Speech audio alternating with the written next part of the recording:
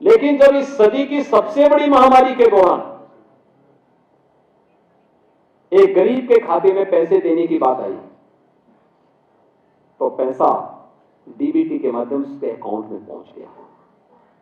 उसको बैंक जाने की आवश्यकता नहीं, उसके सामने किसी को चेक लेकर के जाने की आवश्यकता नहीं पड़ी। इतने बड़े पैमाने पर पैसे का लेन देन हर गरीब तक पहुंचाने का कार्य हुआ, लेकिन बिना किसी मानवीय हस्तक्षेप के। दूसरा, भ्रष्टाचार पर प्रहार का एक कितना सशक्त माध्यम बना। आज हम सब इस बात को देख सकते हैं कि हम कोई पैसा यहां से भेजते हैं, देश के अंदर 4 करोड़ गरीबों के मकान बने, मकान का एक एक पाई गरीब के खाते में जाता है। 10 करोड़ गरीबों के शौचालय बने, एक एक पैसा उसके अकाउंट में चला जाता है। विकास की बड़ी से बड़ी परियोजना का लाभ किसी गरीब को देना है, पैसा सीधे उसके अकाउंट में पहुंचता है। लाभार्थी परक योजनाओं का लाभ उस तक सीधे पहुंच रहा है, बीच में कोई मध्यस्थ नहीं। टेक्नोलॉजी का उपयोग पार्टी के लिए भी और जनता के लिए भी कैसे हम बना सकते हैं, उपयोगी उसे बना सकते हैं, यह उदाहरण भी पहली बार देश के अंदर किसी ने प्रभावी ढंग से लागू किया। केवल योजना बनाना नहीं, अक्सर होता है बहुत सारे लोग योजनाएं बना सकते हैं, बहुत सारे लोगों के पास आइडिया ही नहीं होते, लेकिन यहां तो आइडिया भी मोदी जी के अपने हैं। उनके योजनाओं, उसको योजना का एक स्वरूप देना, यह भी मोदी जी का है, और फिर प्रभावी ढंग से उसका क्रियान्वयन होना भी, यह पक्ष भी हम प्रभावी रूप से देख सकते हैं। और भाइयों बहनों, अगर हम इस सब बातों को देखते हैं कि आज जो नई भाजपा हम सबके सामने है,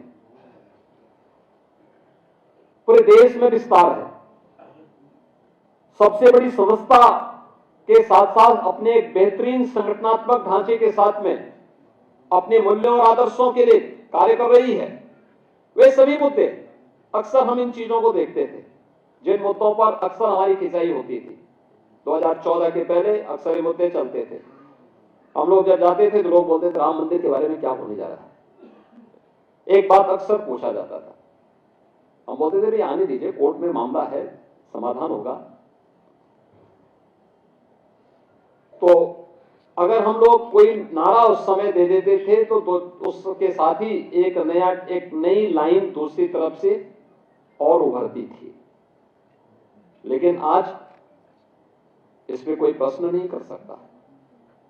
आज अयोध्या में राम जन्मभूमि की समस्या का पूरी तरह समाधान ही नहीं हुआ, बल्कि प्रधानमंत्री जी ने आकर के सभी जो भी आशंकाएं थी और जो जनता की आकांक्षाएं थी, देखिए दोनों को समाधान का रास्ता दिया, स्वयं आकर के शिलान्यास भी किया, और अब 22 जनवरी 2024 को स्वयं आकर के भगवान राम के भव्य मंदिर में रामलला को विराजमान भी कराने जा रहे हैं। यानी बोला ही नहीं, मोदी जी ने 14 में श्री राम जन्मभूमि के मुद्दे को अपने इलेक्शन एजेंडे का हिस्सा नहीं बनाया, 2019 में भी नहीं बनाया। 19 में एक लाइन थी कि हम संविधान के दायरे में रहकर के समस्या का समाधान करेंगे, संविधान के दायरे में रहकर के समाधान का रास्ता निकालेंगे, और संविधान के दायरे में रहकर के समस्या का सर्वसम्मत समाधान हो सकता है।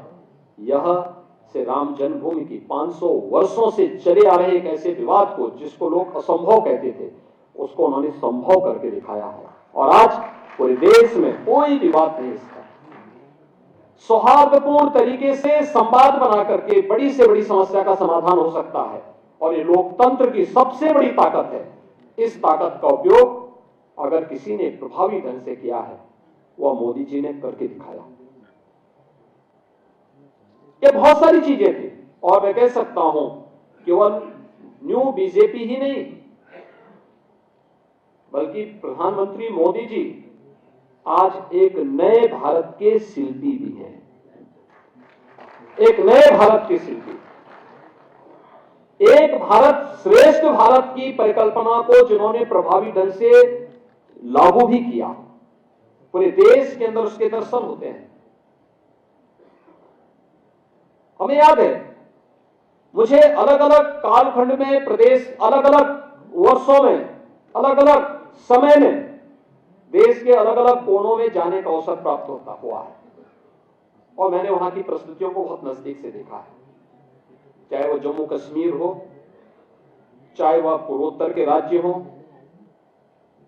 चाहे वह दक्षिण के राज्य हो और चाहे उत्तर भारत के ही विभिन्न राज्य। इन सभी राज्यों में अलग अलग समय में हमें जाने का अवसर प्राप्त हुआ और वहां की कार्यपद्धति को बहुत नजदीक से देखने, जानने, सुनने, जनप्रतिनिधियों के साथ साथ आम जनमानस के साथ भी संवाद बनाने का अवसर प्राप्त हुआ। आश्चर्य होता है कि आखिर 1947 से लेकर के अब तक उन भावनाओं को समझने का प्रयास उस 2014 तक क्यों नहीं किया गया, जो 2014 के बाद प्रभावी ढंग से क्रियान्वित हुई तो उसके परिणाम भी सामने देखने को मिले। आज कश्मीर से धारा 370 समाप्त हुई, कश्मीर में शांति और पर्यटन के एक नए दौर में कश्मीर विकास की एक नई ऊंचाइयों को छूता हुआ दिखाई देता है। अब कश्मीर इशू नहीं, कश्मीर में अब इस बात की चर्चा होती है कि पाक अधिकृत कश्मीर के लोग इस बात को कहते हैं, साहब हमें भी भारत का हिस्सा बनाइए। ये एक नई सोच है।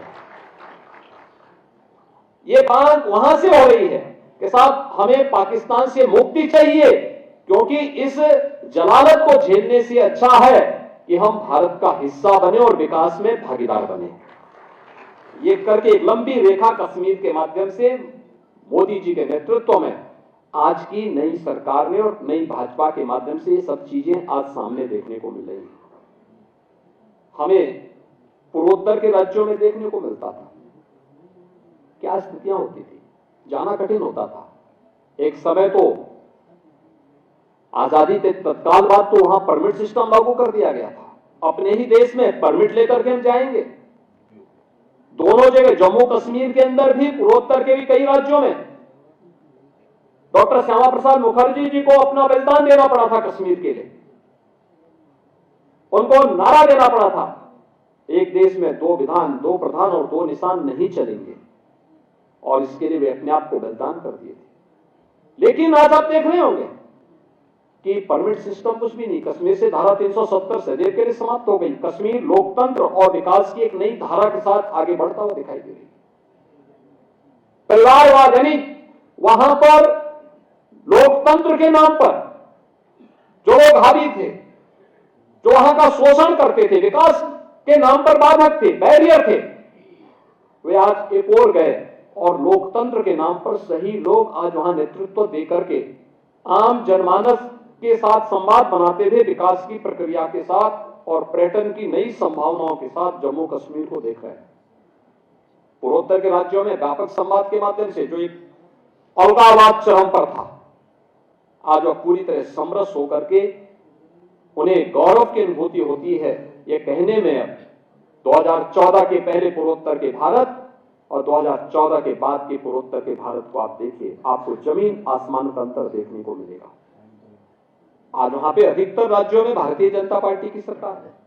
अरुणाचल में भारतीय जनता पार्टी है, त्रिपुरा में भारतीय जनता पार्टी है, असम में भारतीय जनता पार्टी है, मणिपुर में भारतीय जनता पार्टी है, मेघालय में भारतीय जनता पार्टी सहयोगी दल के रूप में है, नागालैंड में भारतीय जनता पार्टी सहयोगी दल के रूप में है। यानी इन 7 राज्यों में से 6 राज्यों में भारतीय जनता पार्टी से मिलकर के भारतीय जनता पार्टी की अपनी सरकारें हैं और बेहतर संवाद है। योजनाओं का लाभ वहां लोगों को मिल रहा है और लोगों को पहली बार इस बात का एहसास हो रहा है कि हाँ, हम भी स्वतंत्र भारत के नागरिक हैं और भारत हमारा देश है। यह पूर्वोत्तर के राज्यों के लोगों के अंदर इस प्रकार का भाव पैदा करने का कार्य किया। हमने कहा ही नहीं, बल्कि मोदी जी के नेतृत्व में वहां पर भारतीय जनता पार्टी ने करके दिखा दिया।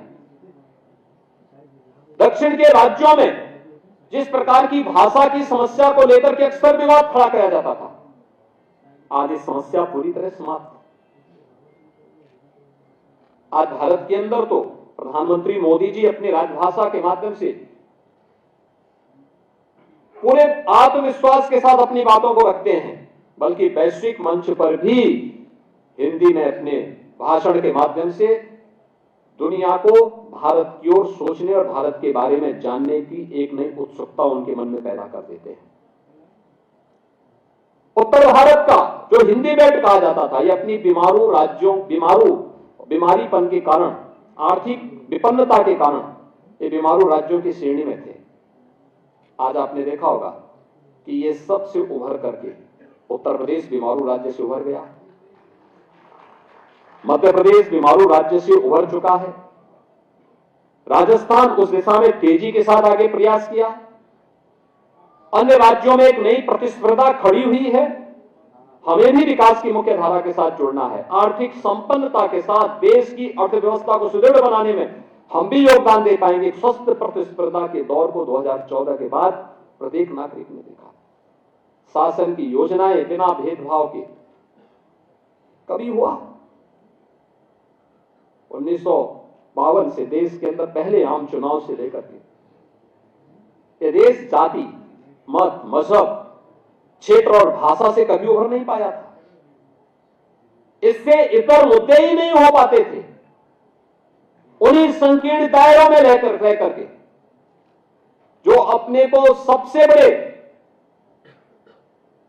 सांप्रदायिक सौहार्द के रूप में स्थापित करते थे, जो लोग ये मानते थे कि नहीं वे एक आइकॉन बन सकते हैं सौहार्द के, उन लोगों ने जातिवाद को फैलाने में और क्षेत्रीय आधार पर या भाषाई आधार पर देश को विभाजन करने में कोई संकोच नहीं किया। योजनाएं भी बनती थी, इसी बात को लेकर बनती थी। लेकिन याद करिए, जब प्रधानमंत्री पद की शपथ ली, पहला अभिभाषण मोदी जी ने दिया था, उन्होंने एक बात कही थी। उन्होंने कहा था, हमारी सरकार किसी व्यक्ति, किसी जाति, किसी मत, किसी मजहब, किसी क्षेत्र और भाषा को लेकर के कार्य नहीं करेगी। हमारा तो एक ही नारा होगा, सबका साथ और सबके विकास का। अरे सबका साथ और सबका विकास का केवल नारा ही नहीं है, एक हकीकत भी है। योजनाओं का लाभ बिना भेदभाव के सभी लोगों को प्राप्त हुआ। कोई व्यक्ति, कोई जाति, कोई मत, कोई मजहब, कोई क्षेत्र, कोई भाषा ये नहीं कह सकता आज के दिन पे सब हमारे साथ भेदभाव हुआ है। कोई नहीं कह सकता। वे लोग भी नहीं कह सकते जो आजादी के बाद सबसे ज्यादा जिन लोगों को ध्यान में रखकर के योजनाएं बनती थी, आज वे भी नहीं कह सकते। यानी योजनाएं उनके नाम पे बनती थी, लेकिन वे विपन्न के विपन्न ही रह गए। लेकिन आज 4 करोड़ गरीबों को जब सिर ढकने के लिए छत मिलता है। तो आप देख पा रहे थे लखनऊ से मुख्यमंत्री योगी आदित्यनाथ को, जो कि जनता को संबोधित कर रहे थे।